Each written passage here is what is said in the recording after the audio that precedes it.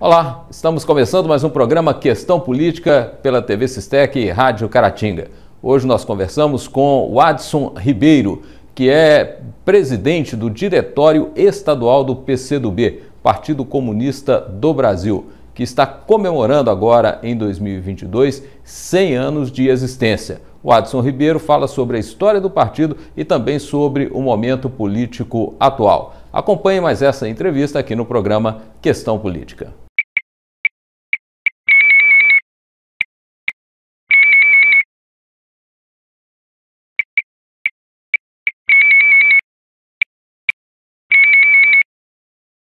Adson, muito obrigado aí por aceitar o nosso convite e participar aqui do programa Questão Política. Eu que agradeço, Dário. E aproveito para desejar você, dar um abraço em você e todos os seus telespectadores e ouvintes também. Adson, o PCdoB completando então o seu centenário, né? O que você pode nos dizer aí dessa trajetória do partido na história do Brasil? Olha, eu acho assim, primeiro todos nós ficamos, muito felizes, né? Não é qualquer dia que um partido completa 100 anos de história, né? Aliás, no Brasil, infelizmente, a cultura política é de partidos que se desmancham, se mudam, né, seus programas, enfim, suas ideologias também. Então, é muito importante um partido de 100 anos, porque demonstra uma coerência política também ao longo desse primeiro século, né? É possível você olhar a história do Brasil nesses 100 anos sem se deparar também com a história e a participação política do PCdoB nos principais momentos da história do Brasil, né? E o PCdoB ele surge, Dário, exatamente nesse contexto, né, do pós-revolução de 1917 na Rússia, que foi a primeira grande experiência, né, dos trabalhadores, né, tomarem para si a condução de um país enorme, gigantesco como a Rússia, e os impactos, né, que isso teve para todos os trabalhadores e a esquerda em nível mundial. Tanto é que a maioria dos partidos comunistas da América do Sul, como na Argentina, no Chile, no Uruguai, todos também têm mais ou menos, né, essa mesma idade, né, porque eles são fruto desse contexto histórico mundial. E no caso do Brasil, 2022, 1922 foi um ano muito importante, porque também ele marcou o primeiro centenário, né, da nossa independência e marcou grandes movimentos, né, como a Semana de Arte Moderna, que viria, né, a mudar profundamente a compreensão e a concepção, né, artística brasileira, valorizando, sobretudo, o nacional, o popular, a nossa criação. 22 também foi um período de grandes movimentos, né, como o tenentismo, o Forte de Copacabana, né, um início de século muito efervescente, né, e é nesse ambiente também político, né, que o PCdoB surge, né, nesse contexto político. Nós ficamos extremamente felizes, né, lisonjeados, né, para o partido completar 100 anos de história, uma história muito bonita, de muita coerência, né, de muita dedicação, de muito amor, né, ao Brasil. Isso nos orgulha muito. E uma experiência que às vezes se deu, inclusive, na clandestinidade, né, Adson? A maioria do tempo de existência, né, do PCdoB, de 22 para cá, foi exatamente um período de resistências, né, às diversas experiências autoritárias que, infelizmente, o Brasil viveu. Foi assim no Estado Novo, né, que ele ficou clandestino a maior parte do tempo, como também depois da ditadura de 64, que o partido fica 21 anos da clandestinidade. Então foram períodos assim terríveis, né, onde as condições para a atuação política de um partido como o Partido Comunista do Brasil ele se deu em condições muito adversas, né? Por exemplo, a bancada do PCdoB eleita em 1946, naquele contexto do pós-guerra, né, em que os comunistas liderados pela Rússia, pela União Soviética, derrotaram, né, o nazismo. Naquele contexto, o PCdoB também elege uma grande bancada no Brasil, né? São eleitos ali 15 deputados federais e Luiz Carlos Prestes é eleito senador da República. E nessa bancada de 15 deputados federais você tinha figuras como Jorge Amado, João Amazonas, e tantos outros quadros, né, da política brasileira. Mas essa bancada, por exemplo, ela é caçada, né, em 47, né, já pelo Dutra. Depois, enfim, são experiências de idas e vindas, né, de aberturas e fechamentos, né, democráticos, mas o PCdoB resistiu a todos eles, né, sendo que, inclusive, Dário, em períodos, né, de maior obscurantismo político, onde já não se tinha nenhum instrumento de luta política institucional ou no campo democrático, o PC também ousou, né, em empunhar armas, né, e produziu no sul do Pará uma guerrilha, né, heróica, a guerrilha do Araguaia, que mobilizou o segundo contingente das Forças Armadas Brasileiras, só perdendo para a Guerra do Paraguai, para que pudesse dizimar a guerrilha, que eram jovens, né, 70 jovens socialistas, né, que acreditavam que era possível, né, e necessário, né, derrotar a ditadura, abrir caminho para um país mais justo. Agora que, infelizmente, fruto da violência daquele período, né, a maioria foi brutalmente, né, assassinada e grande parte ainda não tiveram seus corpos encontrados, né? Então, a história do PCdoB, Dário, um pouco mais adiante, né, em 1976, já no final, né, já no período ali de transição democrática, a chamada transição lenta, gradual, né, e conduzida pelo Golbery e tal, você tem a chacina da Lapa, né, que foi outro episódio assim terrível, né, já no final da ditadura. Naquele mesmo ano foi assassinado o Vladimir Herzog, né, dentro do presídio, dentro do ICOD de São Paulo, e a chacina da Lapa era uma casa que o PCdoB utilizava para uma reunião que, inclusive, fazia uma avaliação do que tinha sido a guerrilha do Araguaia, porque a guerrilha terminou em 74, e a ditadura invade essa casa e assassina, né, os participantes, 3 dirigentes do PCdoB, que foram mortos, né, Pedro Pomar, Ângelo Arroio e o Dumont, que morreram nesse episódio. Então, é uma história muito bonita, né? Ou seja, muito assim, de muita dedicação, de muito amor, né? De muita dádiva, né? A maioria desse período são jovens, são trabalhadores, né? Então, realmente, a maioria da nossa vida ela foi na clandestinidade. Por isso, para nós é tão caro, né?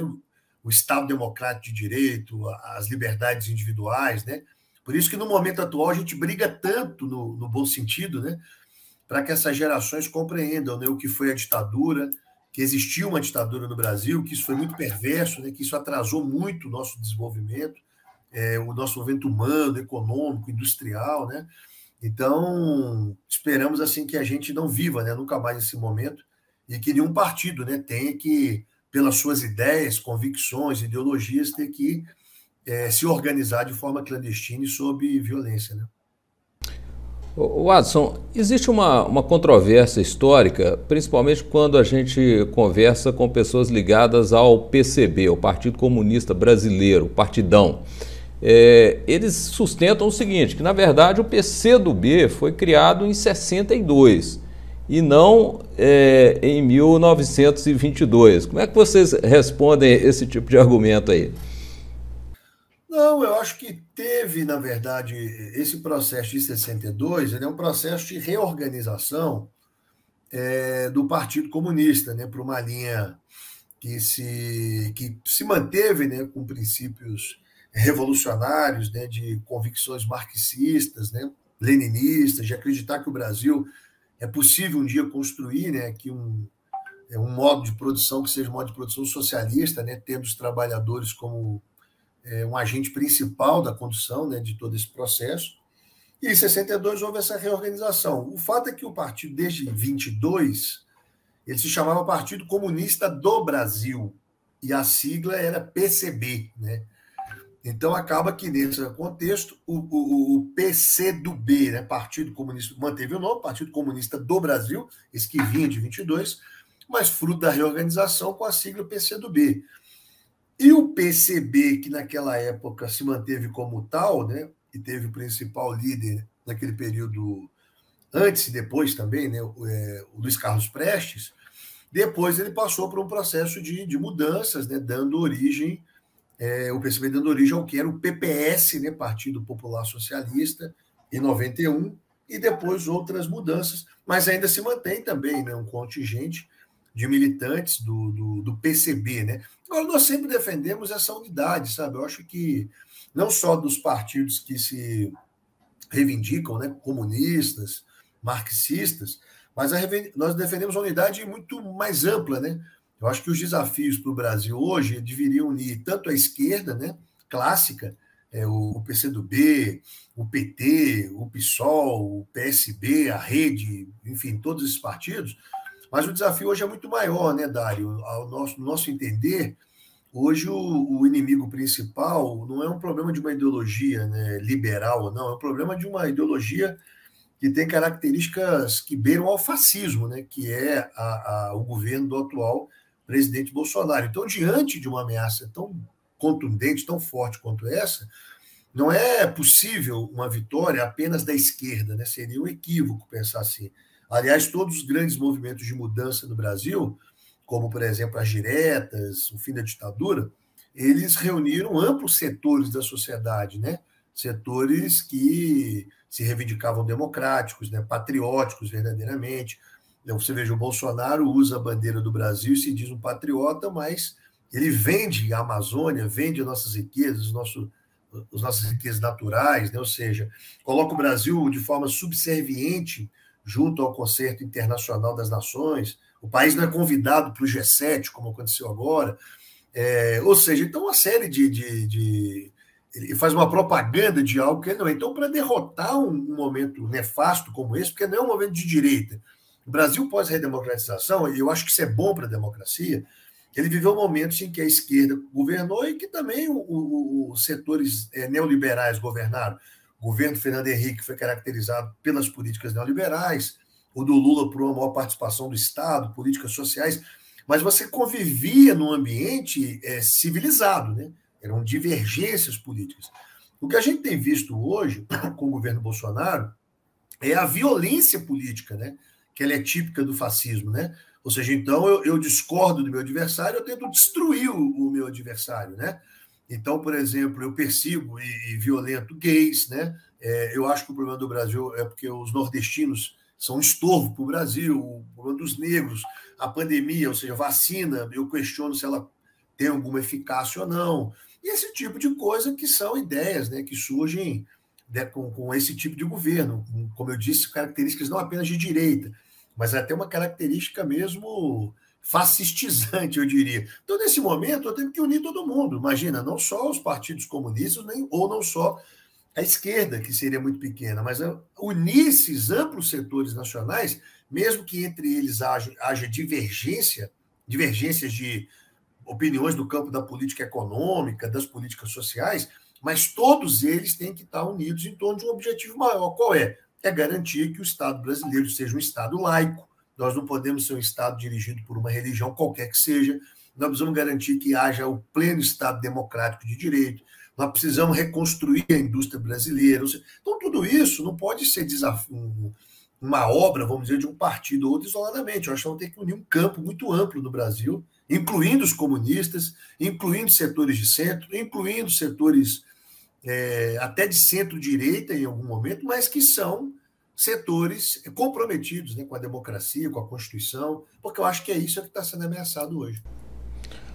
Adson, você falou aí da utilização do símbolo nacional por parte, sobretudo, da direita, né? A direita se utiliza das cores do Brasil, da bandeira do Brasil, mas você não acha que isso se deve um pouco ao fato de que houve um período aí, sobretudo o período que o PT, né, governou, em que, às vezes, predominava nas manifestações do partido, nas manifestações do governo, a bandeira do partido, ao invés da bandeira do Brasil? Você não acha que houve aí uma espécie de reação patriótica legítima a esse tipo de postura também do PT? Não, eu acho que não. Eu acho que o PT cometeu muitos erros nas experiências de governo que ele teve. Mas eu tenho certeza que a ex-presidenta Dilma, ela foi golpeada não pelos seus erros, ela foi golpeada pelo aquilo que ela teve de acertos, né? Os seus erros foram muitos, mas ela foi golpeada exatamente naquilo que ela teve de acerto, né? que é reafirmar a questão da soberania nacional, reafirmar uma política de preço na Petrobras diferente dessa, reafirmar um Estado laico, reafirmar o direito à saúde pública, e que isso tudo incomodou muito a direita. Ou seja, não é, Dário, a história do Brasil, a todo momento que você tem governos que tentam reafirmar a soberania nacional, o desenvolvimento nacional, os interesses verdadeiros da nação, surge uma cantilena já desde Vargas, né? Vargas, quando fez isso, você tinha o Lacerda, né? Que ficou acusando Vargas o tempo todo de corruptos, não sei o quê. Esse era o discurso. Como agora, né? Ou seja, o problema do Brasil, o Brasil vai virar uma Venezuela. O Brasil está dirigido pelos comunistas, é vermelho. Isso é conversa fiada. Ou seja, com o governo Lula, os banqueiros nunca ganharam tanto dinheiro. Os empresários nunca ganharam tanto dinheiro. Nunca se teve tanta relação com os Estados. A relação do presidente naquela época, o Lula, com o Obama, é muito mais avançada do que a reunião hoje da relação hoje do Bolsonaro com o Biden. A relação que o Brasil tinha na Europa era outra. Então, não existia ameaça comunista. Isso é o mesmo que a Marcha da Família com Deus, em 64, fazia, TFP, os integralistas, sempre tem uma ameaça comunista pairando no ar. É porque a elite brasileira ela é muito tacanha, ela não consegue enxergar a necessidade de ver, por exemplo, a juventude pobre, favelada da periferia, acessar uma faculdade de medicina, acessar uma faculdade de direito, de engenharia, numa faculdade pública federal. Ela não consegue entender que quando você tem uma política de valorização do salário mínimo, como se tinha, você vai fazer com que o empregado da sua empresa, ele, por vezes, vai ter hábitos de consumo iguais aos seus. Ou seja, você tem uma sociedade que ela usufrui de uma mobilidade social. Isso tudo eu acho que causou, né, muito uma reação também muito grande. Vamos analisar o contexto em que, do ápice em que foi se dado o impeachment contra a Dilma. Qual que era o desemprego naquele período? Você tinha um desemprego de 5,5%, isso era quase um pleno emprego. Hoje o desemprego tem 12%. Ou seja, quanto que era o valor da cesta básica naquele período, quanto é hoje? Quanto que era o litro de gasolina, quanto é hoje? Sabe? Então não tem comparação. O problema é que houve. E as massas da população, infelizmente, elas são manipuladas ao longo da história, por muitas vezes, né? Por quem detém os meios de comunicação, os grandes meios de comunicação, por quem detém a indústria cultural. Então se criou uma ideia, hoje comprovada pela ONU, falsa e golpista, né? A ONU acaba de definir isso, de que, olha, existia um governo corrupto, existia um juiz salvador da pátria que precisava passar o Brasil a limpo. Qual que era o centro principal, o objetivo principal disso? Era tirar o ex-presidente Lula da disputa de 2018. Porque se ele disputasse, ele venceria as eleições, como ele tem grande chance de vencer agora. Então, isso tudo foi uma narrativa construída. Cadê as provas do Moro? Ele está desmoralizado internacionalmente. Essa semana, a revista Time coloca o ex-presidente na capa da revista. O Bolsonaro. Então, eu acho que foi feita uma grande farsa para tentar o quê? Desconstruir um momento em que o Brasil vivia. No campo internacional, por exemplo, Dário, você olha, o Brasil era protagonista na criação dos BRICS, o Brasil não tinha uma política de subserviência aos Estados Unidos, ele sempre defendeu a multilateralidade, isso incomoda muito os interesses, né, norte-americanos. Ou seja, então, tudo isso somado, o Brasil exercia um papel de liderança na América do Sul. Né? Então, tudo isso somado cria, obviamente, um ambiente de incômodo a essas elites, ou seja, mobilidade social, mudanças estruturais, né? Uma população que tem mais acesso à educação, tem mais acesso a bens de consumo, ela se alimenta melhor, ela depende menos de contextos políticos, né? Para a Bolsa, para a cesta básica, para isso.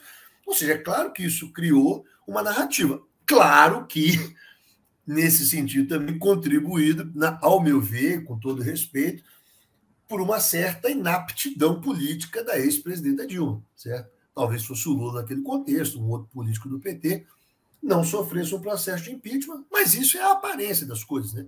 A essência mesmo do processo do golpe, ele se deu por uma inversão. Aliás, tudo aquilo que eles disseram que eram justificativas para que se tirasse a Dilma, hoje é aplicado por eles, né? Ou seja, o Brasil vive uma farra fiscal, né? O Brasil não respeita mais. Olha só, a política é deles, né? teto de gastos, né? O Brasil tem um orçamento secreto, ninguém conhece o orçamento brasileiro. Quem comanda o orçamento brasileiro hoje, Dário, é o Centrão. São os deputados do Centrão que dão apoio parlamentar para o Bolsonaro, através da RP9, distribui dinheiro a todo vapor. Então, acho que é um pouco isso, sabe? Foi uma grande farsa, né? E isso em nome de Deus, um Deus deles, né? Que, inclusive, não respeita no Brasil a multiplicidade religiosa, né? O Brasil é um país que tem muitas religiões que precisam ser respeitadas, né? O Brasil tem católicos, evangélicos, tem muçulmanos, tem religiões de matrizes africanas, então eles evocam um Deus deles, evocam um conceito de família, que é um conceito altamente preconceituoso, né? A família, para eles, não leva em conta outros formatos de família com igual carinho, com igual respeito, com igual afeto, né? Então, esse tipo de coisa, como é que eles falam? E pátria, a pátria deles é uma pátria que serve aos interesses de estranhos ao país, né? Não uma pátria voltada à nossa soberania, ao nosso desenvolvimento. Usam a bandeira do Brasil, a camisa da seleção brasileira, de forma fortuita, né? Ou seja, como se usar apenas o verde e amarelo tornasse as pessoas mais patrióticas. Ou seja, muitas vezes você usa o verde e amarelo, mas você não é patriótico como alguém que não usa o verde e amarelo. Então, isso eu acho que foi uma construção, né, bem pensada, uma marketagem que deu roupagem, né, a esse golpe que tinha como intuito tirar esse modelo mais autônomo, soberano, desenvolvido que o Brasil estava experimentando. Adson, uma coisa que eu gostaria de te perguntar, e aí vai um pouco para o lado da questão teórica, da questão estrutural mesmo do Partido Comunista do Brasil. O PCdoB sempre foi caracterizado por um nacionalismo exacerbado, né? A gente vê aí figuras proeminentes como o Aldo Rebelo, que foi, não sei nem se ele está ainda no PCdoB, não, já saiu, né? Não, mas no PCdoB também ele tinha essa posição, né? Isso não é uma contradição com a visão internacionalista do comunismo? Não, é porque o PCdoB parte de um pressuposto que nós temos que construir o socialismo no Brasil, né? Primeiro, né? Ou seja, hoje você tem um mundo que ele é um mundo falsamente globalizado, né? Onde se já vivemos uma aldeia global. Mas isso é uma conversa fiada, né? Aldeia global que não faz com que os latino-americanos acessem os Estados Unidos porque tem um muro do México, né? Uma aldeia global, mas se você vier de barco do norte da África para entrar na Europa, você é proibido de entrar. Ou seja, então não é um mundo global, que é uma mundialização do capital, né? Isso é verdade, isso há. E nós achamos que hoje o mais importante, Dário, isso que as pessoas não entendem um pouco no PCdoB, algumas, é o seguinte: o que o PCdoB defende hoje? Nós defendemos um novo projeto nacional de desenvolvimento.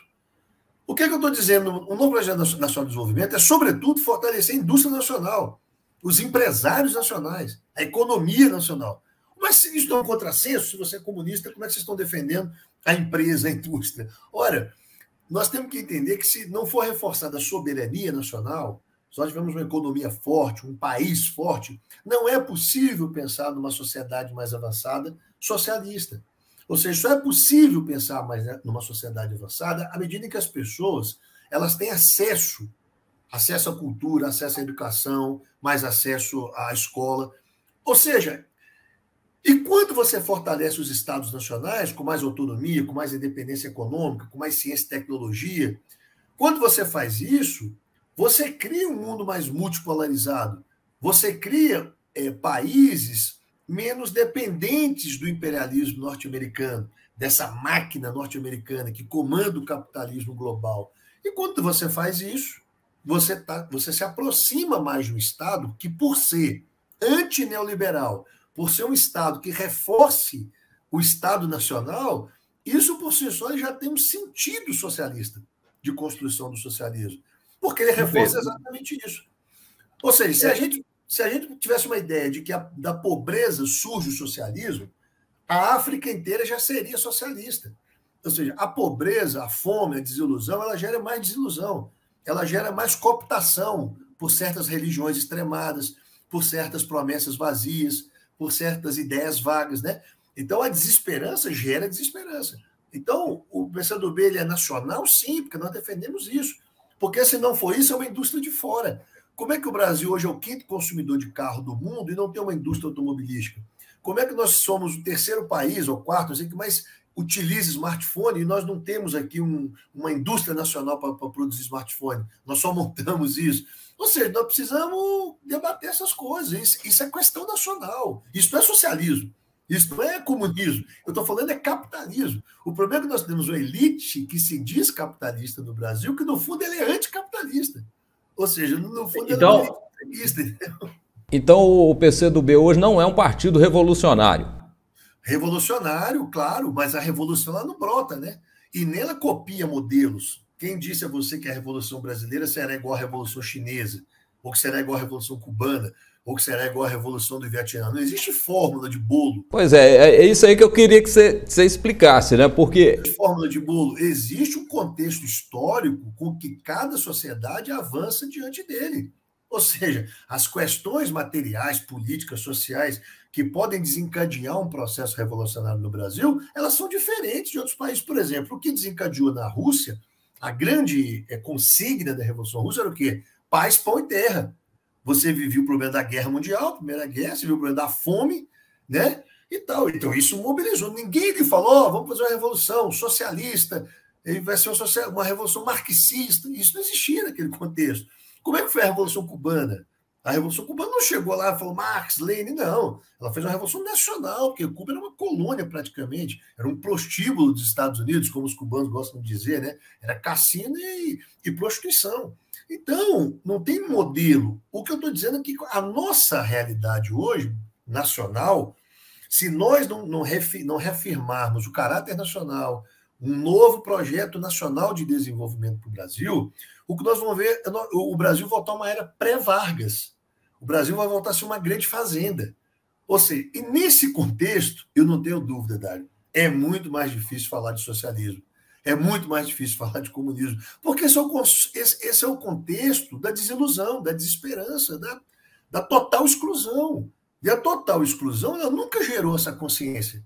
O que gera essa consciência... Por que é importante nós dizemos que o proletariado é esse extrato entre os trabalhadores com nível de consciência mais avançado? Nem todos os trabalhadores compreendem a necessidade disso, mas existe, ou terá que existir, um extrato desses trabalhadores que compreendam uma transformação mais de fundo da sociedade. Então, eu acredito, e o partido também vem debatendo isso, as suas teses nos seus congressos, que não há contradição, né? Pelo contrário, nós reivindicamos o verde e amarelo. A nossa revolução, não sei como ela vai ser, viu, Dário? Mas ela vai ter muito samba, ela vai ter muito queijo Minas, ela vai ter pão de queijo, ela vai ter o nosso contexto. Ela não pode ser um fardo.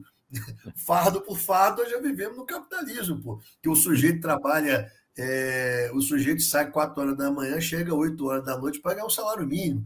Fica na fila do SUS e não consegue ser atendido ainda. E olha que o SUS é um modelo avançadíssimo, e é uma saúde pública, mas não consegue marcar um especialista e tal.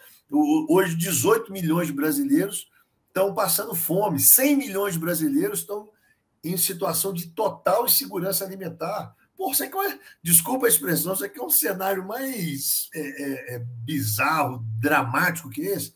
Agora, essa consciência brota desse jeito, você bate na cabeça do cara lá um martelinho e fala, ó, gerou uma consciência? Não. Isso é fruto histórico, que o Brasil é um país historicamente, né, muito explorado. O Brasil, você tem que levar em conta que nós tivemos aqui quase 400 anos de escravidão, pô. Ou seja, aqui entre 1500 a 1888, cada 10 estrangeiros que ingressavam no Brasil, 7 eram escravos, né? Ou seja, passamos depois, você tem República Velha, você sai da República Velha, você tem ditaduras, não sei o quê, nossa democracia engateando, então não é simples, é um processo longo, sabe? E o capitalismo também é muito novo, né? O capitalismo tem 300 anos, pô. O feudalismo durou quanto tempo, né? O escravagismo, quanto tempo? Então, se você analisa historicamente, né, esse processo, talvez o tempo histórico nem sempre seja aquele que a gente deseja, né, que a gente quer. Como eu penso que também essas experiências na União Soviética, na Rússia, depois da União Soviética, o que está vendo no Cuba são experiências, né? Ou seja, não é ali o socialismo aplicado e feito ali, não é. O comunismo então, ele está anos-luz de distância de ser. Essas experiências são experiências ainda muito embrionárias, né, do ponto de vista histórico. Você está falando de uma China que fez uma revolução em 49, né, com 500 milhões de pessoas vivendo na área rural, no campo, passando fome, frio. Então, isso tudo é muito recente, né, historicamente, assim, analisando. Né?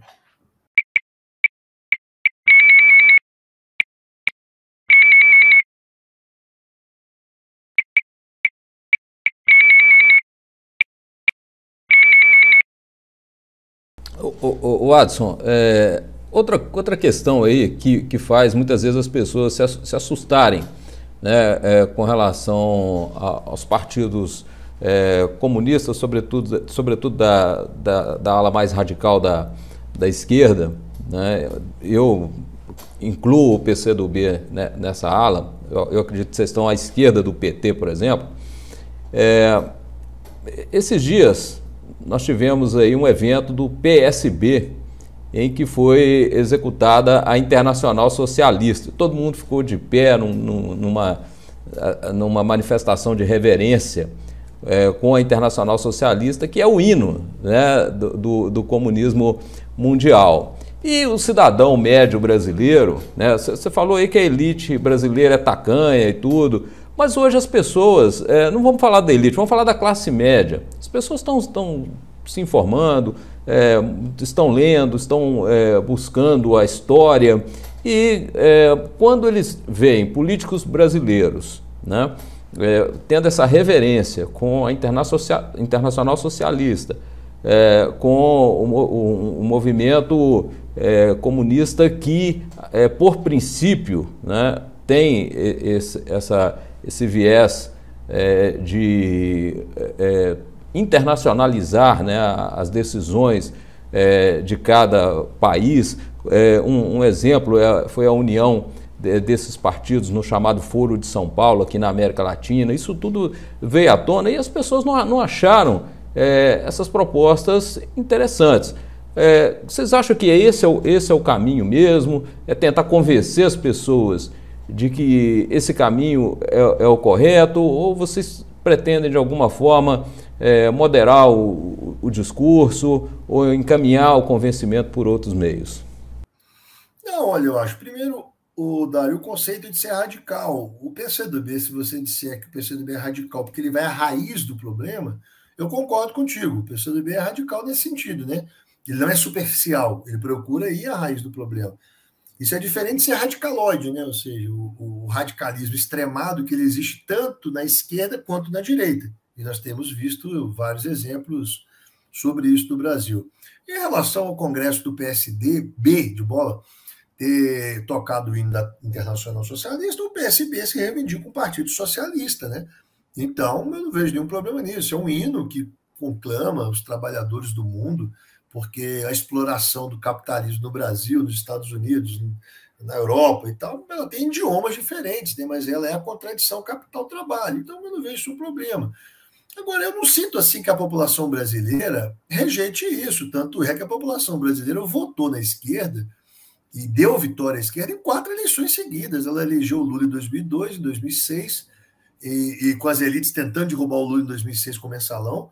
2010 elegeu a Dilma, 2014 reelegeu a Dilma. E só não elegeu em 2018 porque deram um golpe no Brasil. Né? Acho que ninguém tem dúvida disso. Está aí a ONU, que é a ONU para dizer agora e suspeitar de todos os atos do Moro, como havia feito o Supremo Tribunal Federal. Mas eu acho, o Dário, que nós não devemos, como eu disse, copiar esses modelos, sabe? Eu acho que o Brasil tem que ter uma coisa própria, uma coisa nacional, uma coisa verde e amarela, uma coisa que não faça a classe média sentir medo, entendeu? Ou seja, uma coisa que ela tenha uma noção também de pertencimento, né? Por participar de um processo político do seu país. Por isso, quando eu falo que a gente defende um novo modelo nacional de desenvolvimento, é porque nós queremos dialogar com todo mundo, com toda a sociedade. independente. Por exemplo, o PCdoB não é um partido que discrimina religiões. Eu falava para você do Jorge Amado, o Jorge Amado foi ele que, na Constituinte de 46, fez uma emenda defendendo a liberdade religiosa. Eu, quando fui deputado federal, eu apresentei, está tramitando no Congresso, um projeto de lei defendendo o uso de indumentárias religiosas em espaços públicos.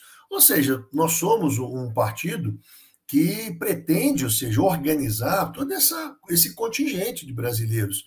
Não apenas hoje aquele que se identifica mais com a camiseta vermelha, com isso. Não, na nossa esquerda, nós queremos dialogar com todo mundo. Aliás, para dialogar com esse medo que você atribui à classe média, que eu não sei se é toda, eu acho que tem um pedaço, né, dela que realmente pode ter esse receio, ver por um outro ângulo. Será que eles vão, né? Tem sempre essa coisa, essa fake news, né? Aliás, o PCdoB, o comunismo, acho que é a instituição que mais, de forma mais antiga, há mais tempo é vítima de fake news, né? Só não tinha os smartphones e tal, a internet, mas desde 22 o PCdoB sofre de fake news. Os comunistas são isso, os comunistas são aquilo. Então tem um senso comum, por exemplo, não, se nós tivermos no Brasil eles no poder, vão dividir minha casa, né? Vão dormir no meu quarto mais 2 pessoas, vão pegar o meu carro, sabe? Isso é uma coisa assim tão desqualificada e tão baixo nível, né? Ou seja, você já teve um partido comunista, marxista, leninista que ganhou as eleições no Chipre, que é um país europeu. Lá ninguém perdeu sua casa, seu carro, porque não se trata de uma revolução, se trata de um processo político eleitoral dos marcos do Estado Democrático de Direito. E nem numa revolução isso aconteceria no Brasil por uma razão simples. Né? Nós não somos um país que tem problema de terra, né? de dinheiro para construir casa. Então, esse tipo de coisa, que é quase uma coisa, porque nós vamos virar uma Venezuela, né? Nós vamos virar, sei lá o que, não vai virar nada. O Brasil tem a sua cultura, tem seus elementos, tem o futebol, tem o samba, tem a sagacidade do nosso povo, tem um jeito diferente. Eles têm medo que esse pessoal todo tenha acesso a isso. O dia que o morro descer, o dia que a periferia compreender que ela pode ser protagonista das coisas e tal, ela não vai ver passivamente essa farra que a gente assiste hoje no Brasil, de todos os meses, essa privação de direitos e tal, né? Mas eu acho que esse medo é mais um preconceito. Watson, te interrompendo um pouco, a própria direção nacional do PCdoB, sempre que surge ali uma efeméride, por exemplo, vai homenagear a Coreia do Norte, homenageia o Maduro lá na Venezuela. Então, quer dizer, a mensagem que é passada, né, é uma mensagem real de alinhamento com essas... Não, é de homenagear a solidariedade, por exemplo, Maduro. A Venezuela, porque a gente não sabe bem a história da Venezuela. Ali, os Estados Unidos, junto com certos setores da Venezuela, eles tentaram dar um golpe em 1992. Foi um processo muito difícil. O Chávez, nesse período todo, agora o Maduro, foi uma luta terrível. Não é essa coisa que pintam aí. Era bom ver melhor o que é a Venezuela, né? Ver os seus índices educacionais e tal, muitas coisas. E também, claro, tem muito problema, óbvio. Ali há muito interesse pela Venezuela, porque a Venezuela é um país produtor de petróleo, um país muito rico, tem floresta amazônica, tem não sei o quê. Então, quando você faz uma solidariedade, ou quando se tem uma relação, os partidos comunistas, é comum você ter relações internacionais, então nós mantemos relações com o Partido Comunista da Coreia do Norte, de Cuba e tal. Mas quer dizer que vocês concordam com tudo que a Coreia do Norte está? Claro que não. Você imagina o presidente do Brasil, imagina você, o presidente do Brasil, quando era o Fernando Henrique Cardoso, ele ia deixar, por exemplo, de encontrar com Bush, ou tentar de encontrar com sei lá, na Itália quem estava, o Berlusconi, com um cara caricato, significa que ele concorda. A gente precisa compreender que tem certas liturgias na política e nessas relações. Agora, o PCdoB, não cabe a nós ficarmos, né, dando nota à Coreia do Norte, o que o Partido da Coreia do Norte faz, ou o que o Partido Democrata... Nós temos análise política sobre eles. Nós já temos muito problema aqui no Brasil, sabe? Nós temos um problema aqui de dialogar com os setores mais amplos da sociedade, de encontrar dilemas que são diferentes deles, né, de qualquer um desses países. Então, eu acho que o receio que se tem, a tentativa de estereotipar o PCdoB, a esquerda, né? Mas especialmente o PCdoB, porque ninguém chama o Bolsonaro não chama seus adversários de petistas, né? Ele chama o adversário de comunista, né? Ou seja, então ele sabe que o PCdoB é um centro de formação política, ideológica, né, de conteúdo para uma ideia de Brasil. E o que essas elites têm um pouco de medo é isso, porque o nosso pensamento, o dia que ele chegar com mais força na sociedade, nós vamos ter uma Petrobras mais forte a serviço do Brasil, uma Caixa Econômica, um Banco do Brasil mais fortalecidos a serviço da população brasileira. Nós vamos encarar o problema de saneamento básico, de analfabetismo, mortalidade infantil, de fome. E essa turma não quer muito isso não, Dário. A elite quer muito para ela, e quer criar uma exclusão, um abismo social, e joga uma ideia falsa na classe média, que a classe média vai perder seu apartamento financiado em 60 vezes, seu carrinho que comprou com esforço toda a vida, ou põe na cabeça do sujeito que tem 10 vaquinhas, que ele é um grande fazendeiro, e agora ele é ou o cara que está ferrado lá, esse cara é um empreendedor, ele é um empreendedor, agora ele dirige Uber. O cara que dirige Uber com toda honestidade, está ganhando o salário dele ali na luta de sol a sol, dirigindo sob som de violência. Com que direitos? Que direito esse cara tem? Pô, não tem 13º, não tem férias, nem carteira assinada. Então, sabe, o que o PCdoB defende é isso, essa democracia é um Estado laico verdadeiramente, que a gente não fica... Hoje estão tentando, essa turma está tentando fazer o Estado brasileiro um Estado religioso, né? Isso é muito perigoso. Então, o que nós defendemos são essas ideias de que fortalecem o Brasil, a nossa nação, o nosso desenvolvimento, a ciência e tecnologia, né? Nós vemos muito presos ainda a esses tipos de medo, né, que são incutidos na cabeça da população brasileira ao longo da história, né?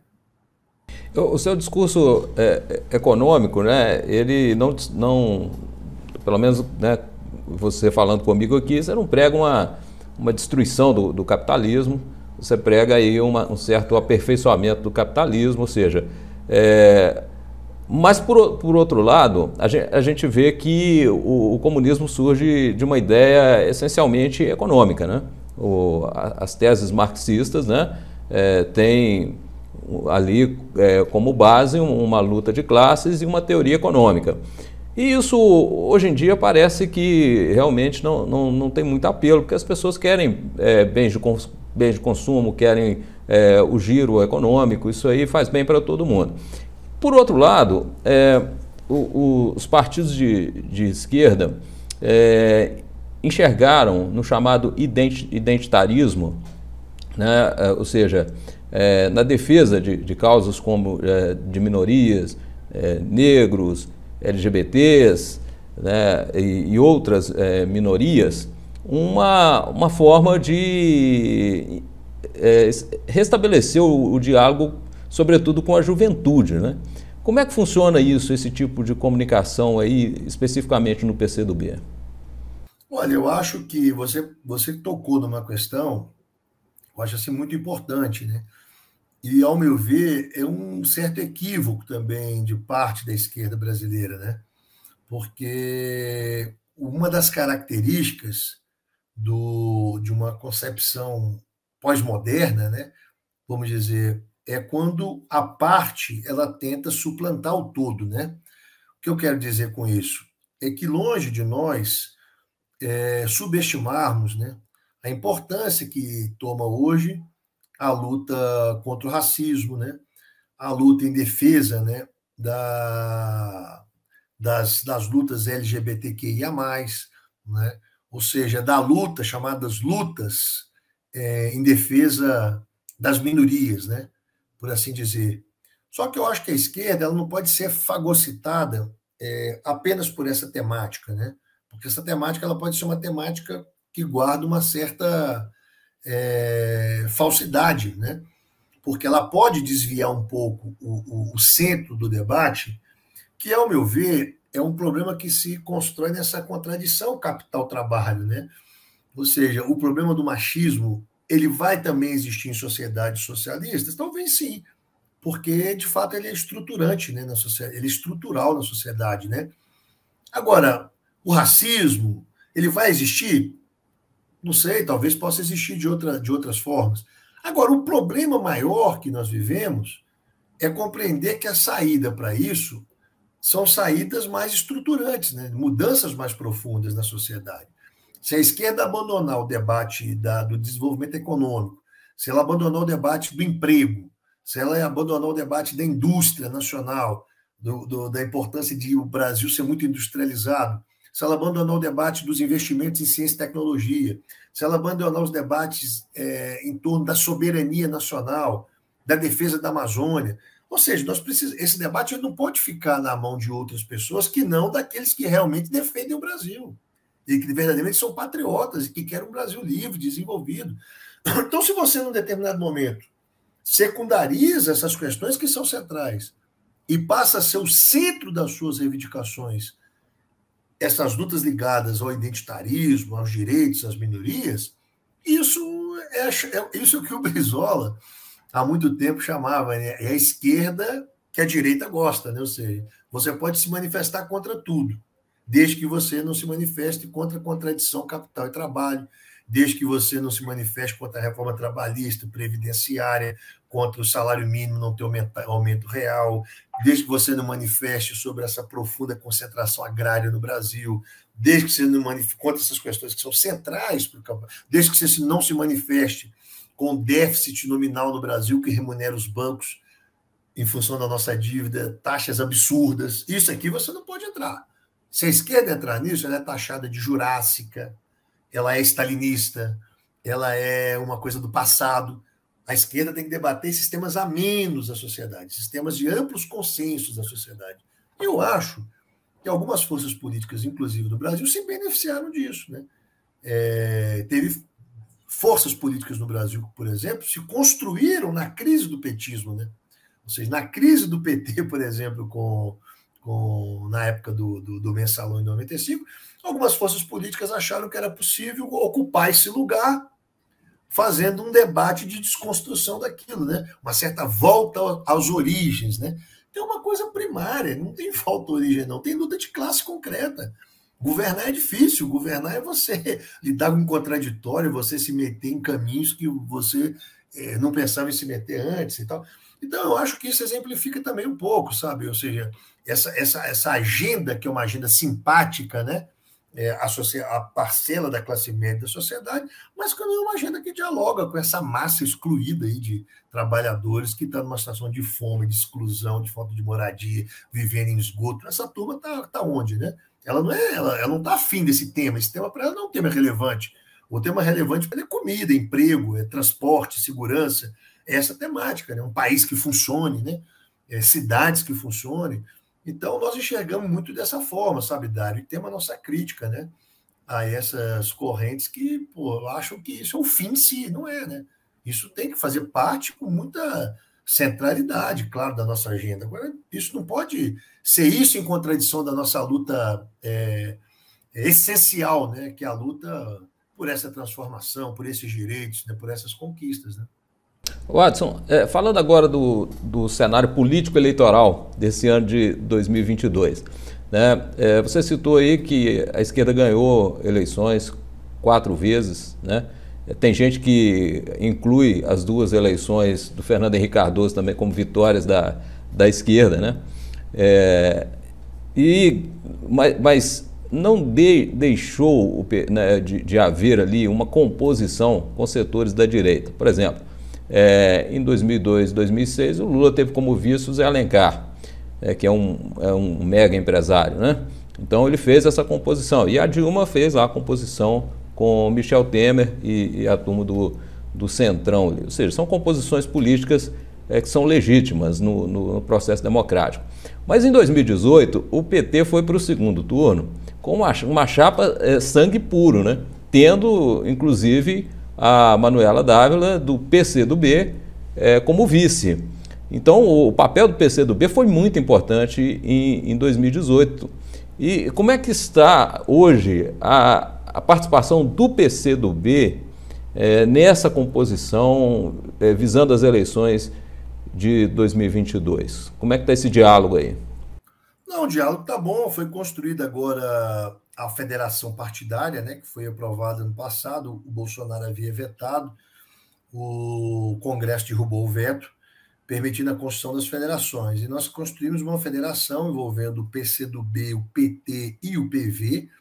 Essa federação tem a candidatura do ex-presidente Lula, né, à presidência da República, e está discutindo nos estados as candidaturas, né, aos governos estaduais, aos senados, montando as suas chapas federais e estaduais. Mas eu acho que essa federação, ela é um certo núcleo, né, político, mas ela tem que se ampliar, né?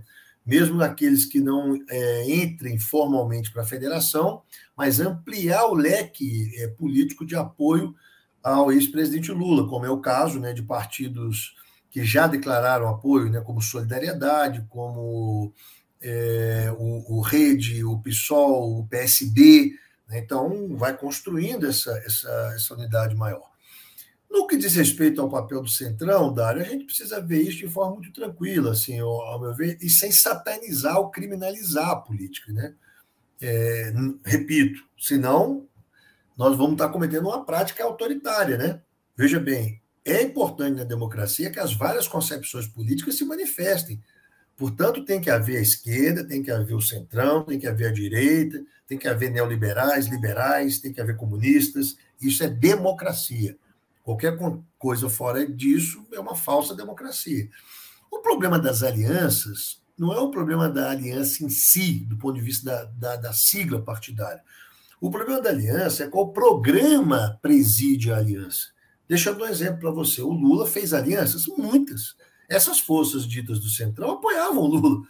Apoiou o Lula PMDB, na época apoiou o Lula PP, apoiou o PL, apoiou o PR. Agora me responda, qual foi a política que presidiu essa aliança? A política que presidiu essa aliança foi o Brasil, no plano internacional, construir os BRICS, foi o Brasil criar uma política internacional autônoma, foi o Brasil fazer o pobre entrar na universidade, foi ter o Minha Casa Minha Vida, o Luz para Todos, enfim. O que presidiu essa aliança não foi o RP9 para executar um orçamento secreto para comprar o Centrão. O que presidiu essa aliança foi um Brasil que gerou emprego, que cresceu sua economia a 8% ao ano, que fez Copa do Mundo, que fez Olimpíada. Isso que presidiu. Então, não é o problema da aliança, porque senão a gente vai viver um certo primarismo político, como se fosse um pecado fazer aliança. Eu não questiono, o Fernando Henrique fez aliança no programa dele, o Lula fez. A minha crítica à aliança que o Bolsonaro faz são duas críticas. Porque, primeiro, é que ele criticou o tempo todo o que ele chamava de centrão, de corrupção, e quem está com ele é essa turma, né? Quem está com ele é essa turma que está envolvida até o pescoço com corrupção, quem está envolvido, e que ele dizia na campanha que eu não ia se meter com esse pessoal. Então, mas você acha que vai ser fácil o Lula explicar essa aliança com o Alckmin também? Assim, pelo antagonismo que eles tiveram? Nada é fácil na política.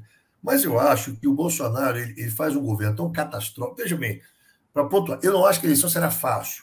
Deixa eu dar minha opinião sobre isso. Eu acho que a eleição tende a ser uma eleição polarizada, certo? É muito difícil construir hoje uma terceira via. Acho que a terceira via ela se esvaziou, certo?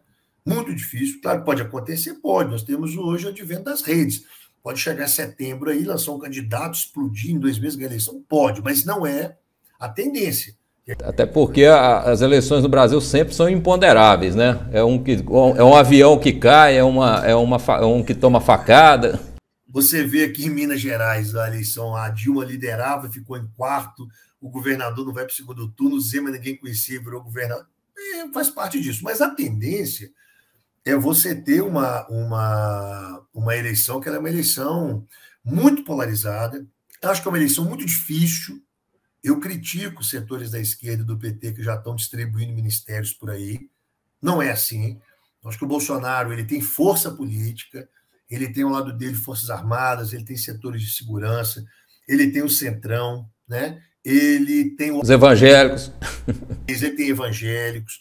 Ele criou políticas agora como até ao meu ver, demagógicas, né? Ao não respeitar certos pressupostos que ele também defendia antes da política fiscal, para criar programas, fazer isso e aquilo. Eu acho que isso vai dar um recall eleitoral para ele. Seria uma infantilidade, uma infantilidade enorme, subestimar o Bolsonaro. Ou seja, um governo que passa por uma pandemia, com mais de 600 mil mortes, com toda a extravagância que é esse governo, chegar agora tendo 33% de intenção de voto, demonstra que é um governo que tem força, ele tem chegada para disputar a reeleição e está crescendo nas pesquisas. A primeira coisa é essa. Por outro lado, ele é um governo que tem uma grande rejeição, né? E isso eu acho que o Lula pode capitalizar. Seria um certo voto dizer assim, eu nem gosto muito do Bolsonaro, não voto no Bolsonaro, nem gosto muito do Lula. Mas o problema é que só tem os dois, então não tem muito jeito. Naquele período lá era melhor, pô. Olha os dados do governo Lula e os dados do governo Bolsonaro. Então, eu acho que isso, ao final e ao fim e ao cabo, é o que pode também, numa eleição muito apertada, dar a vitória ao nosso campo político, né? E daí a importância também das alianças, porque o Lula já tem a esquerda. O que ele precisa agora é dar um passo ao centro, né? O que o Lula precisa é trazer o PSD do Kassab, o que o Lula precisa é trazer o MDB, o que o Lula precisa... Aí tem setores do PT que dizem, mas esses setores são golpistas, deram um golpe na Dilma. Se for esse raciocínio, o Lula vai perder a eleição. Não pode ser esse raciocínio. A política você não pode olhar pelo retrovisor ou com esse sentimento, entre aspas, moral, né? A política cabe nela o conceito da amoralidade, né? Ela não pode ser algo imoral, mas ela é amoral. O conceito da moral ela não pode estar nisso, né? Porque senão você não faz tudo menos política. Então, ampliar com esses setores é esvaziar o campo bolsonarista e quebrar também um pouco essa resistência com o eleitorado que você se referia antes, né? Da Internacional Socialista, do Vermelho, da Venezuela, vai virar isso. Ou seja, à medida em que você tem um Alckmin na vice, como foi o caso do Zé Alencar, né? O Zé Alencar tinha muita gente na esquerda, nossa, como colocar um empresário... Porque um dia, Dário, nós vamos fazer um outro programa aqui para a gente discutir o que é esquerda, entendeu? Porque, por exemplo... Fica feito o convite, Watson. Não, porque, por exemplo, você falar que o Zé Alencar é um homem... O Zé Alencar é um empresário. Eu não saberia dizer se ele é um homem de direita. Eu sei dizer o seguinte, ele é um empresário, ele é um homem conservador, era, né? Em alguns aspectos. Poxa, mas eu acho que seria demais falar assim, pô, ele é um cara de direita. Porque não é esse conceito. Você pode ter, inclusive, na esquerda, figuras que detêm meios de produção, né? Talvez você não tenha isso no comunismo, mas no capitalismo você vai ter com certeza, no socialismo. Olha a China. Olha o tanto de empresário que tem na China, muito mais ricos que os empresários brasileiros, muito mais ricos que os empresários, num regime, que é um regime dirigido por um partido comunista. Mas, enfim, esse é um parêntese que eu fiz. O que eu acho é que a gente precisa, no caso, essa defesa que o PCdoB, o papel do PCdoB nesse processo, a defesa que o PCdoB faz, inclusive, na federação, isso incomoda até alguns setores da esquerda e tal, é de ampliação, né? Ou seja, se a gente não ampliar, claro, tendo um programa político, ou seja, ampliar, mas ganhar essas forças políticas com um programa. Sabe por quê? Quem disse que interessa também a todas elas a reforma trabalhista como fez? Você vai trabalhar, você tem 12% de desempregado, pô. Você atinge diretamente os donos de empresa, atinge os donos do capital também, não é só os desempregados, né? Um país que cresce, um país que tem consumo, um país que a indústria funciona, que você tem distribuição de renda, que você tem uma construção civil aquecida pelo problema de encarar o problema do déficit habitacional, do saneamento básico, das estradas, rodovias, um país que sonha em ter uma taxa de investimento na casa aí de 21%, 22% do PIB, né, que possa investir na economia. Opa, isso aqui interessa a todo mundo, isso não é o interesse só do PCdoB ou do PT. Aliás, isso deveria interessar, sobretudo, aos capitalistas brasileiros, né? Sobretudo a eles. Porque quem tem as empresas não vai ser eu do PCdoB, não vai ser alguém do PT, quem vai ter quem entende do negócio, né? Que são os empresários. É isso que nós precisamos. Essa moçada que sai da universidade, das engenharias, de várias outras, nós temos que fomentar não esse empreendedorismo barato, né? Como se vende, cada um agora é patrão de si mesmo. Não estou dizendo isso. Eu estou falando em estimular essa inteligência a serem esses empresários, a produzir, a terem apoio para a inovação tecnológica, ou seja, agregar valor no que a gente produz, no que a gente exporta, sabe? Eu acho que a gente tem que se lançar esses desafios. Watson, nós chegamos ao final do nosso programa. Queria agradecer a sua entrevista, realmente uma boa entrevista, uma conversa franca, aberta, e espero que aí você volte ao nosso programa aí mais vezes adiante. Obrigado. Eu que agradeço o convite, sabe? Fiquei extremamente honrado E estou precisando muito ir a Caratinga, tem algum tempo, né, que eu não vou aí, eu tenho grandes amigos aí. E a última vez, inclusive, que eu estive aí foi como secretário de Estado, né, secretário de Desenvolvimento Integrado e Fóruns Regionais, onde nós realizamos, não sei se você vai lembrar, em 2017, os Fóruns Regionais de Governo, né? Nós realizamos aí... Governo Pimentel. Do governo ainda do ex-governador Pimentel. Então, eu gosto muito da cidade e quero estar aí em breve. Agradecer a sua oportunidade e todos os seus telespectadores e ouvintes mais uma vez. Ok, muito obrigado, Watson. Até mais. Agradeço.